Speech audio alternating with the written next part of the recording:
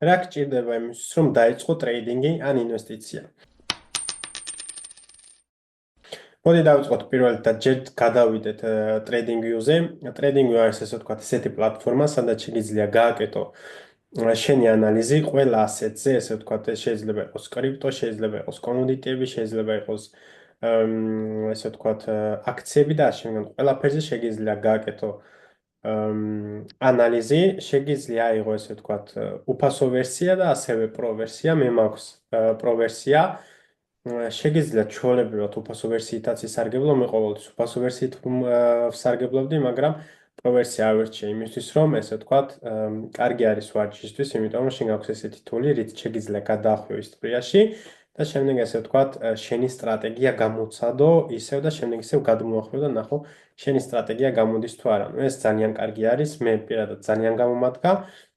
და მხოლოდ ამისთვის ვიყენებ პრო ვერსიას. პრო ვერსია არ მიყედია იმისთვის, რომ 10 ეკრანი მქონდეს და 5 ეკრანი და 100 ეკრანი, ანუ ეს არაფერ შუაში არ არის ტრეიდინგთან. იმისთვის თუ რა გჭირდება კიდე რამდენი ეკრანი შენ გამას ბოლოსთვის შემოვინახავ, მაგრამ ანუ არ მიყიდია ეს პრო ვერსია იმისთვის, რომ მქონოდა ძალიან ბევრი ესე ვთქვათ ეკრანები და ასე შემდეგ. და უბრალოდ შეგიძლიათ ჩვეულებრივად უფასო ვერსიითაც ისარგებლოთ, რითიც ვარ სარგებლობდი მე. კიდევ თუ დაამატებთ პრო ვერსიას, შეგიძლიათ გამოიყენოთ ინდიკატორები, ისეთი ინდიკატორები, რომლებიც მხოლოდ პრო ვერსიაში არის, მაგრამ მე არც ინდიკატორებს არ ვიყენებ. მოდი განვიხილოთ ახლა TradingView, რა არის TradingView, ანუ შენ აქ შეგიძლია ყველაფრის ჩარტი ნახო, რაც კი გინდა. ავიღოთ მაგალითად Tesla. და აქ შეგიძლია ნახოთ Tesla-ს აქციები, შეგიძლია გააკეთო ანალიზი და ესე ვთქვათ, განსაზღვრო არის თუ არა საინტერესო Tesla-ს ხედვა, შეგვიძლია ავიღოთ ასე ვთქვათ, ის ბიტკოინიც. ბიტკოინი, ანუ ბიტკოინის ფასადაც ხედავთ, 60-ას არის 45950 დოლარზე, მაგრამ ეს სხვა რამე აღარ ბიტკოინ USDT. აი ყოველთვის უნდა დავუკვირდეთ ხოლმე, ანუ რომელი ბირჟის, ანუ რომელი ბროკერის, ანუ რომელი ექსჩეინჯის, ესე ვთქვათ, ჩარტები უნდა ვნახოთ, ამ შემთხვევაში ვიღებთ Binance და ვხედავთ, რომ 96000 დოლარია. ასევე რაც ძალიან აუცილებელი არის ის, რომ რაც ყოველთვის უნდა ვიცოდეთ, ბიტკოინს აქვს 1000-ნაირი სხვადასხვა ფასი. ანუ ყველა ბირჟაზე, ყველა ბროკერზე, ყველა ექსჩეინჯზე სხვადასხვა ფასი აქვს ბიტკოინს. რაც მაგალითად აქციებზე არ არის. Tesla ყველგან ერთდაიგივე ფასი, Tesla-ს ყველგან ერთდაიგივე ფასი ატყიდულობ, რა თქმა უნდა, იქ შეიძლება იყოს split ფიები, ესე ვთქვათ, split გადასახადები, მაგრამ აქციების თვითონ ყოველთვის ერთდაიგივე ფასი არის, რაც კრიპტოზე ვერ ვიყავთ. ანუ ბიტკოინს აქვს რამდენი ექსჩეინჯი და ბროკერიც არსებობს, იმდენი სხვანაირი ფასი. ამიტომ ყოველთვის უნდა შევხედოთ ხოლმე თუ ანუ ბიტკოინს რომელ ექსჩეინჯიან ბროკერზე განვიხილავთ. ეს არის ახლა ჩვეულებრივად უფასო ვერსია, მე შემიძლია მე ლოგინი გავაკეთო და განახოთ პრო ვერსიაც. აქ რა თქმა უნდა ყველაფერი შეგიძლია შეცვალო როგორც გინდა. შეგიძლია მაგალითად ეს გადაიყვანო თეთრზე. მე პირადად მაქვს თეთრზე. არა, შავზე მაქვს, მაგრამ ანუ სხვანაირად მაქვს ყველაფერი გაკეთებული. grid line-ები საერთოდ არ მაქვს. მოდი ახლა უბრალოდ ჩემში შევიდეთ და ჩემი ინსტალინგები გავაკეთოთ, იმიტომ რომ ძალიან შეჩვეული ვარ ჩემ ინსტალინგებს.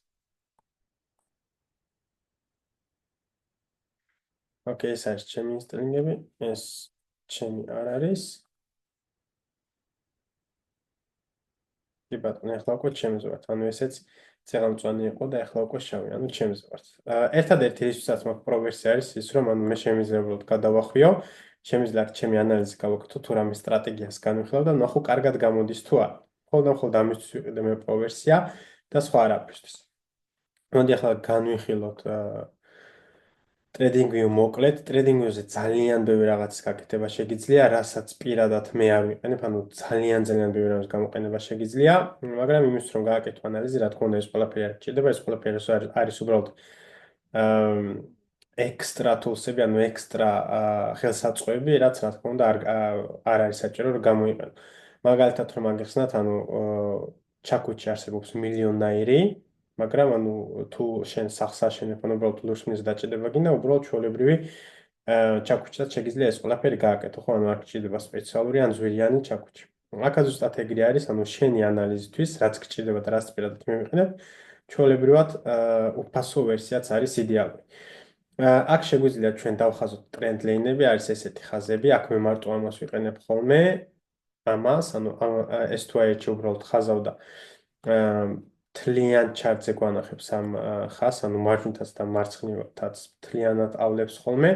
შემდეგ შეიძლება გამოიყენო ესეთი მაგალითად, სადაც დადებ იმ წერტილიდან მარჯვნივ მიდის, აქ შეიძლება ინსტრინგებში შეცვალო, რომ პირიქით მარჯვნივ და მარცხნივ მიდის. ანუ აქ ძალიან ბევრი რამე შეცვლა შეიძლება ფერის შეცვალო, შეიძლება ხაზის სისქეს შეცვალო, შეიძლება ეს წერტილებად გადააქციო, მე უფრო წვრილი ხაზი იყოს და ასე მაგრამ ძალიან ბევრი რამის გაკეთება შეიძლება.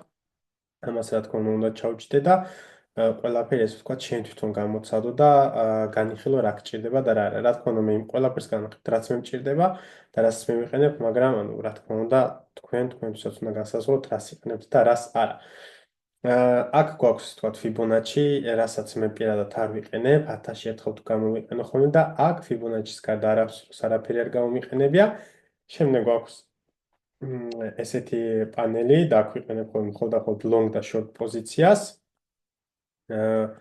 long პოზიცია გამოიყურება ესე, short პოზიცია გამოიყურება ესე.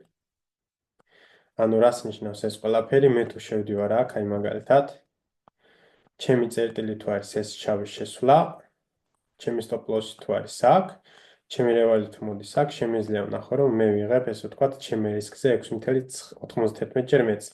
ანუ თუ მე აქ ვისკავ $100, მოგების შემთხვევაში ვიგებ 6.91 ჯერ მეც, ანუ 691 თეთრს. 691 დოლარს. Long-ზეც იგივე არის ზუსტად, ანუ long-ი ნიშნავს, რომ შენ დებ ფულს იმაზე, რომ ფასი ავამახლა, მაგრამ ამას ცოტა ხანშიც განვიხილავთ, long-ი და short-ი, ანუ short-ისთვის ვიყენებთ ამას, long-ისთვის ვიყენებთ საპირისპიროს. შემდეგ გვაქვს ეს სახაზავი, მოიცადე, აქ კიდე გვაქვს ერთი რაღაცა, რასაც ვიყენებ ხოლმე ხშირად და ეს არის fixed range volume პროფილი. და რას გვეუბნება ეს გვეუბნება იმას, რომ ანუ განსაზღვრულ, ესე ვთქვათ, local price action შეიძლება ნახო, სად არის point of control-ი, ან უფრო დიდი ვოლიუმი, რა თქმა უნდა, შეშველი თვალსაც უნდა დაინახო, როცა შეჩვეული ხარ, მაგრამ ექსტრა კონფირმაციის შეიძლება ხოლმე ნახო, სად არის point of control. ვხედავთ, რომ point of control-ი არის აქ და ამ level-ზეც, რა თქმა უნდა, გქონდა რამოდენიმეჯერ ინტერაქციები. აქ ჩამოვედით, გავტესტად მოვდივართ ახლა ისევ ქვემოთ, მაგრამ მე განიშნავს იმას, რომ ეს გეუნება შესვლის ან გამოსვლის ადგილს და ფასს. შეგვიძლია კიდე უფრო დიდ press action-ზე ვნახოთ, ანუ აქედან აქ თუ გვაინტერესებს, სად არის point of control-ი, აქაც აქ ყოფილა ამ წერტილში. შეგვიძლია უფრო დიდი ავიღოთ, ვნახოთ აბა აქედან აქამდე. უps, ეს არ ვიცით რა არის. ამას არ ვიყენებ არასდროს.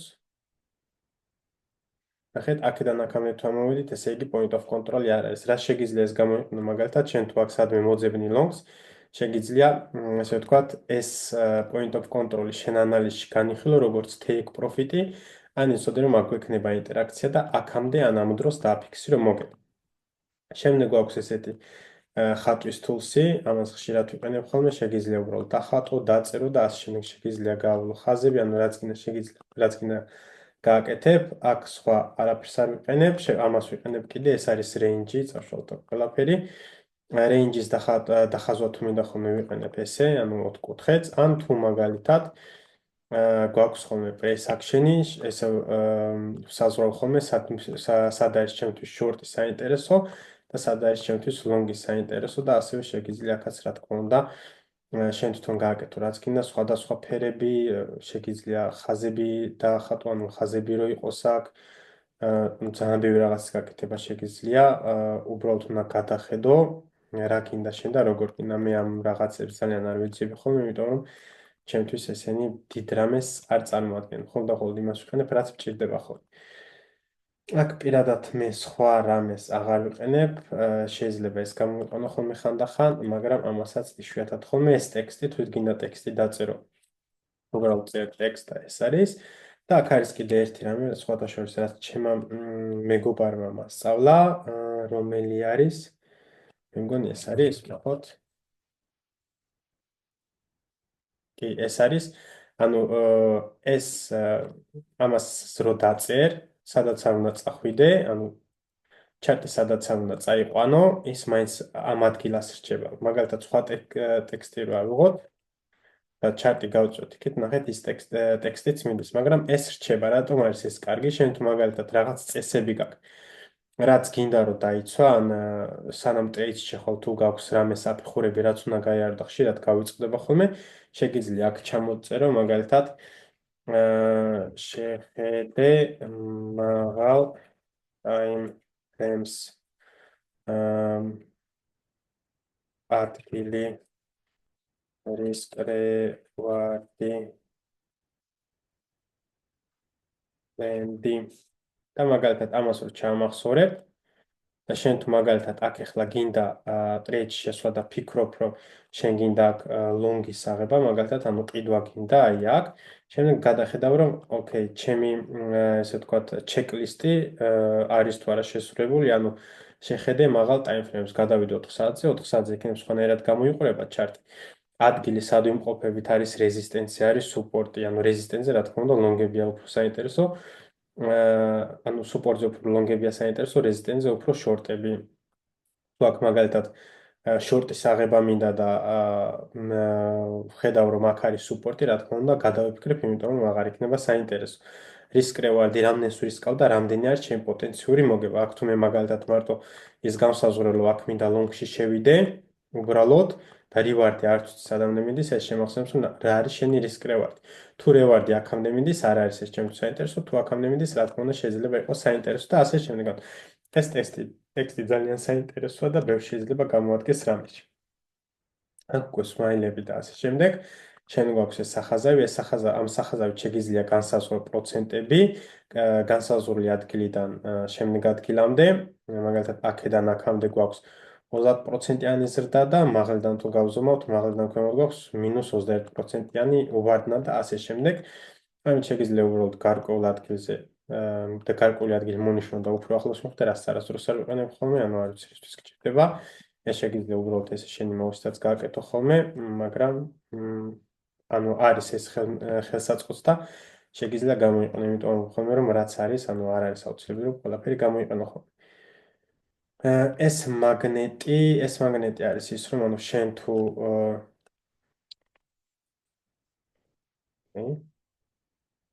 ანუ შენ თუ მაგალითად გინდა ამ ჰაის განსაზღვრა და ზუსტად თავზე ვერაჯენ, ანუ რამ ანუ ლოკალური ჰაი რა იყო, შეგიძლია ეს მაგნეტი მონიშნო და შემდეგ ანუ თხას რო განსაზღვრამ ამ სანთლის ყველაზე მაღალ წერტილს ნიშნავს ავტომატურად, მაგალითად აქ ქვემოთაც ვცადოთ აი ამ სანთელზე. და ხედავთ რომ ამ სანთელის ყველაზე დაბალ დონეს აღნიშნავს. შემდეგ გვაქვს ეს ამას თუ დააჭერ და რამე საერჩევ, ანუ სულ შეგეძლება ამის გაკეთება, ამის გარეშე უბრალოდ ერთხელ აკეთებ და მოჩა, ანუ მეც ვეღარ გააკეთებ, კიდე ახლა უნდა დააჭირო ამას. შემდეგ გვაქვს ესა, ანუ ამას თუ დააჭირე რაიმეს და შემდეგ დაბლოკე, წაშლი თუ აღარ წაშლი, სანამ unblocks არ გააკეთებ და ამ თვალს თუ დააჭირე, ყველაფერი გაქრება. ეს რაც შეეხება იმ ყველაფერს, რასაც აქ ვიყენებ ხოლმე, შემდეგ გადავიდეთ time frame-ებზე, time frame-ებზე ესე ვთქვათ, გვაქვს სხვადასხვა time frame-ები, ანუ ეს ერთი სანთელი ახლა ვართ 4 საათიან time frame-ს და ამ ერთ სანთელში არის 4 საათიანი ინფორმაცია. ანუ თუ გადახვალ ახლა 1 საათში, ანუ იმ 4 საათიან სანთელში რა ინფორმაციაც გქონდა, 4 ჯერ იყოფა, ანუ 1 საათიანზე. და ანუ ეს 1 2 3 4, ანუ 4 1 საათიანი სანთელი არის ეს 1 4 საათიანი. შემდეგ გვაქვს დეილები, ვიკლები, მონდლი და ასე შემდეგ. ანუ სხვადასხვა time frame-ი შეგიძლია ივაჭრო, თუ ხარ რა თქმა უნდა დამწყები და swing ტრეიდერი, ვაჭრობ 4 საათიანზე, დეილიზე, 1 საათიანზე და ასე შემდეგ. რა თქმა უნდა, entry-ს თუ ეძებ, შეგიძლია fine tuning გავაკეთო ხოლმე double time frame-ზე, მაგრამ ხშირ შემთხვევაში იყენებ ხოლმე მაღალ time frame-ებს. რა თქმა უნდა, წამების ისინიც გვაქვს time frame-ი, მაგრამ რა თქმა უნდა, მე ამებს არ ვიყენებ.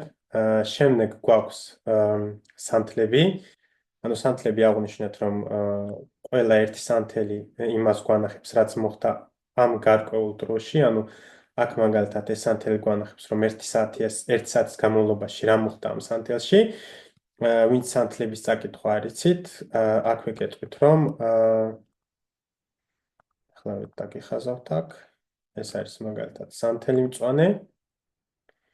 გავაკეთოთ აქ ხაზები. ხაზი 1, ხაზი 2. ანუ ეს ხაზები ქვემოთ და მაღლა, ამას ვეძახით wings, ანუ ფეხებს, ფეხები დავარქვათ და ეს არის body, ანუ ეს არის სტანი. რას ნიშნავს ეს ყველაფერი? ანუ ფასი გაიხსნა აქ. სად არის ჩვენი ნახატი? ხატვა, ოკეი. ვთქვათ, რომ ახლა ვართ 1 საათიან ჩარჯზე და ანუ ეს გვაქვს მწვანე სანთელი, ანუ მწვანე გაიხსნა და მიდის მაღლა. რას ნიშნავს ეს, რომ ამ 1 საათის განმავლობაში ფასი გაიხსნა ამ ადგილას. ანუ 1 საათი რო დაიწყო, ფასი იყო ამ ადგილას და 1 საათი რო გავიდა, ფასი დაიხურა ამ ადგილას. ანუ ფასი იყო ამ ადგილას. და ამ 1 საათის განმავლობაში ფასმა ყველაზე დაბალს მიაღწია აქამდე და ყველაზე მაღალს მიაღწია აქამდე. მაგრამ ანუ საათის ბოლოს მაინც ჩამოვიდა აქამდე და საათის დასაწყისში იყო აქამდე. მაგრამ ყველაზე მინიმუმი დაეცა აქამდე. იგივე არის წითელი სანთლის შემთხვევაში. ეს გავაწვდოთ ახლა.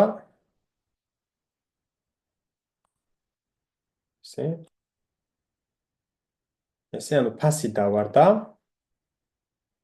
და ფასი რო გაიხსნა, ანუ აქაც 1 საათიანია. ფასი რო გაიხსნა ამ ლეველზე, ანუ მაგალითად $2783 და 1 საათის მერე ფასი იყო $2740. აქ მარჯვნივ შეგიძლიათ ნახოთ რა ფასი არის. ესე ხაზით რო დადიხარ, შეგიძლიათ ჩვეულებრივად ნახოთ რა ფასზე ვიმყოფებით. ანუ ფასი გაიხსნა აქ და 1 საათის განმავლობაში ჩამოვიდა აქამდე, ანუ 1 საათის შემდეგ 1 საათი რომ მორჩა, ფასი დაიხურა აქ, მაგრამ ამ 1 საათის განმავლობაში ფასი ყველაზე მაღლა იყო აქ და ყველაზე დაბლა იყო აქ. მოდი ახლა ეს ჩარტებზე ვნახოთ, ანუ ჩარტებზე ამ 1 საათის განმავლობაში ფასი გაიხსნა აქ, ანუ ახალი 1 საათი რო დაიწყო, ფასი გაიხსნა აქ და 1 საათი რომ მორჩა, ფასი დაიხურა აქ. მაგრამ აქ მაღლა wings ვერ ვხედავთ, ანუ ძალიან პატარა არის და ამ 1 საათის განმავლობაში ფასი იყო ყველაზე ქვემოთ, აი აქ. რა თქმა უნდა, double time frame-ზე რო ჩახვალ, უფრო მეტი სანთლები გვაქვს და უფრო მეტი ინფორმაცია და უფრო მეტი, რა თქმა უნდა, ანალიზის გაკეთებაც შეგიძლია. მაგალითად, weekly-ზე და monthly-ზე რო გადავიდეთ, აქ ძალიან ცოტა ინფორმაცია გაქვს და ბევრი ანალიზს ვერ გაკეთებ. მაგრამ daily-ზე რო გადადიხარ და 4 საათიანზე გადადიხარ, რა თქმა უნდა, უფრო მეტი სანთლები გაქვს და უფრო მეტი ანალიზის გაკეთება შეგიძლია. რაც შეეხება სანთლებს, სანთლები გვაქვს ესე, ანუ ყველა ამას ვიყენებთ ხოლმე. მეც ამას ვიყენებ, მაგრამ შეგიძლია გადაცვალო ხოლმე ესეთ რაღაც გრაფიკაში, რაც მე არასდროს არ ვიყენებ. ძალიან ბევრი რაღაცა დაამატეს, ანუ არ ვიცი რა რას ნიშნავს, არც მაინტერესებს, იმიტომ რომ მე ვიყენებ ჩვეულებრივ სანთლებს, რაც ნორმალური არის და ამებით მე ანალიზს ვერ გავაკეთებ, ვერც ვერასდროს გავაკეთებ სავარაუდოდ. ამით ხო საერთოდ ანუ აქ რა უნდა გაიგო. ნახეთ აქ სხვა ის მჭირდება. ჩემი იმის update-ი დამჭირდება, უფრო ძვირიანეს ყიდვა მომიწევს. ეგ თუ მინდა გამოვიყნო. მაგრამ მე ამ ყველაფერს არ ვიყენებ, მე ვიყენებ მხოლოდ აი ამას. შემდეგ გვაქვს ინდიკატორები, Bollinger Bands, Moving Average, Relative Strength Index, RSI, volume და ასე მგან ბევრი ინდიკატორების გამოყენება შეგიძლია, ინდიკატორები შეგიძლია ნახო აქ, ნახეთ მე ფავორიტებიც მოგაკეთებული, ადრე ვიყენებდი მეთქი ხშირად ვახსენე ინდიკატორებს, როცა დამწყები ვიყავ, მაგრამ ახლა ინდიკატორებს საერთოდ არ ვიყენებ, იმიტომ რომ მე ვაჭრობ შეშვალ price action-ზე, რაც გეუნება, ესე იგი, რა ხდება ფასში და რა შეიძლება მოხდეს მომავალში. ინდიკატორებს რატო არ ვიყენებ? ინდიკატორებს არ ვიყენებ, იმიტომ რომ ინდიკატორები შენ ვერ გეტყვიან რა მოხდება ბაზარზე. ინდიკატორები უბრალოდ გეუნებიან თუ რა ხდება და რა მოხდა ბაზარზე. მაგრამ რა მოხდა და რა ხდებით, შენ უკვე დაგვიანებული ხარ, შენ უნდა იყო ინდიკატორებზე ყოველთვის ერთი ნაბიჯით წინ. და მე ჩემი სტრატეგიით ინდიკატორებს ყოველთვის ერთი ნაბიჯით წინ ვარ ხოლმე და სანამ ისინი მეტყვიან რა მოხდება, მე ამ ყველაფერს უკვე მომზადებული ვარ ხოლმე. როცა შენ იცი ტრეიდინგი ხარ გამოცდილ და ამ შემდეგ ამ ინდიკატორების გარშე შეგიძლია დაინახო თუ რა მოხდა ჩარტებზე და რა ხდება. ანუ შენ შეგიძლია უკვე განსაზღვრო, მივდივართ ქვემოთ, ავდივართ მაღლა ვართ, აპტრენდში, დაუნტრენდში თუ რა ხდება საერთოდ. ანუ ინდიკატორები თავიდან დასაწყისში თუ გინდა შეგიძლია რა თქმა უნდა გამოიყენო, მე ანტი ინდიკატორისტი არ ვარ. მაგრამ მე არ ვიყენებ ინდიკატორებს, იმიტომ რომ ყველაფერს ვკითხულობ შიშველი თვალით, რა თქმა უნდა ეს გამოცდილება ეს არის უკვე დამოკიდებული თუ რამხელა გამოცდილება გაქვს. შემდეგ ეს რა არის, არ ვიცი. მე მგონი რომ შენი ჩარტი შეგიძლია გააზიარო ან ტემპლეტის შექმნა. ალერტი არის ძალიან საინტერესო, რასაც ხშირად ვიყენებ ხოლმე. აქ შეგიძლია ამას დაჭირო, ანუ უბრალოდ აქ მარჯვენა კნოპკას, მარჯვენა ღილაკს მაუსზე. შეგიძლია add alert დააჭირო და მაგალითად ავიღოთ $2000. $2000. რას ნიშნავს ეს? ეს ნიშნავს იმას, რომ ფასიო ჩამო $2000-ზე, მე მივიღებ ნოტიფიკაციას, რომ დავით ეთერიუმის ფასი ჩამოვიდა $2000-ზე და ესე იგი ნიშნავს შემთხვევით იმას, რომ მე უნდა დავждე კომპიუტერებს და გავაკეთო ის რა გეგმაც მქონდა. როგორც გითხარით, აქ მარჯვნივ არის ფასი, replay tool გვაქვს, სადაც შეგიძლია გადაახვიო. ეს ფასიანი არის უკვე, შეგიძლია აქ ეს გაადიდო, პატარაო, შეგიძლია გადაუღო Photoshop charts, შემდეგ გააზიარო მეგობრებთან და აქ გვაქვს, ესე ვთქვათ, შეგიძლია შექმნა შენი მაპები. აქ მაგალითად მე მაქვს ხოლმე futures-ები, ვაჭრობ futures-ებზე და შემდეგ შეგიძლია გააკეთო altcoin-ების, საინტერესო altcoin-ები, რომლებიც გჭირდება, რომლებზეც ვაჭრობ და ასე შემდეგ. შეგიძლია აქ უბრალოდ ლისტი დაამატო, სხვა მაპი დაამატო, ანუ უბრალოდ შეუცვალ აი create new list, ანუ შემიძლია შევქმნა ახალი მაპი, ახალი ლისტი. თუ მაგალითად შენ ინვესტიციებს აკეთებ აქციებზე, შეგიძლია აქციებიც დაამატო და ასე შემდეგ, ანუ შეგიძლია აქ გააკეთო ის, რაც გინდა. კიდე ძალიან ბევრი რამე არის, ანუ ამებს მაგალითად მე არასდროს შევხები ვარ, ამას კი. მაგრამ ანუ ძალიან ბევრი რამე არის, რის გაკეთებაც შეგიძლია TradingView-ზე, მაგრამ მეც არ ვიყენებ, რა თქმა უნდა, ყველაფერს. თავარი არის, რომ ის გამოიყენო და ის ქონდეს, რაც შენ გჭირდება, ესე ვთქვათ, ინვესტიციაში. შემდეგ განვიხილოთ, რა გჭირდება კიდე იმისთვის, რომ გააკეთო შენ ინვესტიციები, ინვესტიციებისთვის და ტრეიდინგისთვის გჭირდება exchange და ბროკერი. რა არის ამ შორის განსხვავება? ბროკერი არის ის პლატფორმა, სადაც შენ ყიდულობ ბიტკოინს და უბრალოდ ინახავ. იმიტომ რომ იმ ბროკერებზე არ არის ხოლმე დიდი ვოლიუმი და რა თქმა უნდა ვაჭრობაც არც თუ ისე ადვილი არ არის. და exchange-ები არის, სადაც შეგიძლია შენი ბიტკოინი გადაცვალო დოლარში, სხვადასხვა კოინებში და ასე შემდეგ. ანუ შენ შეგიძლია უბრალოდ ივაჭრო. არის დიდი ვოლიუმი, არის ვოლატილობა და შეგიძლია უბრალოდ ივაჭრო. რისთვის არის ეს ვოლატილობა და ვოლიუმი აუცილებელი? იმისთვის, რომ როცა შენ გინდა ყიდვა ყოველთვის იყოს მეორე მხარეს გამოყიდველი და როცა შენ გინდა გაყიდვა ყოველთვის იყოს მეორე მხარეს მყიდველი. თუ არ არის ვოლიუმი და ვერ აკეთებ ესე ვთქვათ შენ ანალიზს, შენ ორდერებს, ან თუ გინდა გაყიდვა და არავინ არ ყიდულობს, ესე იგი ვოლიუმი არ არის და რა თქმა უნდა არ არის შენთვის მათ საინტერესო ვაჭრობა, იმიტომ რომ უბრალოდ არ ვერც ყიდი და ვერც ყიდულობ, ანუ არ არის შენთვის ეს ყველაფერი საინტერესო. ბროკერები არის მაგალითად Coinbase, ეს ინტერნაციონალ, სადაც თითქმის ყველა ქვეყანაში არის, მაგრამ ყველა ქვეყანას კიდე ცალ-ცალკე აქვს თავისი ბროკერები, რა თქმა უნდა გადახედო სადაც უფრო მეტი ლიკვიდობა არის, რომელიც შენ გაწყობს, ესე ვთქვათ, რომელიც სანდო არის და ასე შემდეგ. მე პირადად ვიყენებ Bitwavo-ს და Coimers, რომელიც ესე ვთქვათ, ბელგიაში და ჰოლანდიაში ძალიან დიდი პოპულარობით სარგებლობს ეს ბროკერები, სადაც ვაკეთებ ჩემ ინვესტიციას Bitcoin და Ethereum-ში და სადაც ვინახავ და ჩემ ტრეიდებს ვაკეთებ, ესე ვთქვათ, ვაჭრობას ვაკეთებ Bybit-ზე. Bybit-ის გარდა კიდე შეგიძლიათ რამოდენიმე გამოიყენოთ და ერთ-ერთი პოპულარული არის კიდევ Binance. ადრე Binance ვიყენებთ, მაგრამ გადმოვედი Bybit-ზე, იმიტომ რომ Bybit-ი ჩემთვის უფრო, ესე ვთქვათ, საინტერესო არის ტრეიდინგის თვალსაზრისით.